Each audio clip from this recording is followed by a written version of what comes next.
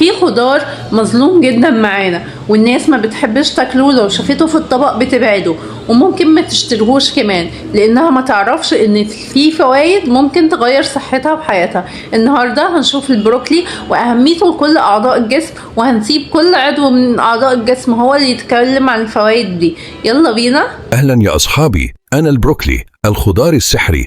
أنا مش بس لذيذ، ده عندي قوة خارقة لكل جسمك. تعالوا ندي الفرصة لكل عضو يحكي لكم إزاي بفيده. يلا نبدأ. أنا المخ. بحب البروكلي جدا عشان فيه مضادات أكسدة تحميني من النسيان، وبيخليني أفكر أسرع وأركز أحسن، وكمان يقلل التوتر ويحافظ على مزاجك رايق. أنا القلب. البروكلي صديقي المقرب، بينظف الشرايين ويقلل الكوليسترول ويظبط الضغط، وبيخليني أضرب بانتظام ومن غير تعب. احنا العظام بنحب البروكلي عشان فيه كالسيوم وفيتامين كي، يقوينا ويحمينا من الهشاشة ويخلينا ثابتين وشداد. أنا الرئة. البروكلي بيقلل الالتهابات عندي وبيحميني من التلوث وبيخليني أتنفس براحة. أنا العين.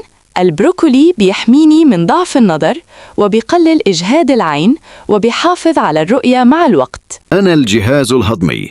البروكلي مليان ألياف، بيهضم بسهولة، يمنع الإمساك ويخلي بطني مرتاحة. أنا جهاز المناعة. بروكولي يساوي قوة، غني بفيتامين سي، يساعدني أقاوم الفيروسات والبكتيريا وأخليك أقل مرضاً وأسرع شفاء. أنا الدم.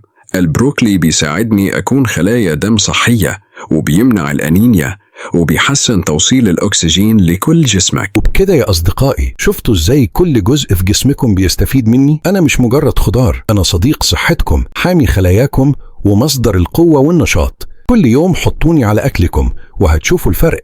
مخكم أقوى، قلبكم صحي، جسمكم سعيد، وكل واحد فيكم هيشكركم من جوه. افتكروا، كل حبة بروكلي صغيرة بتعمل فرق كبير لجسمكم كله.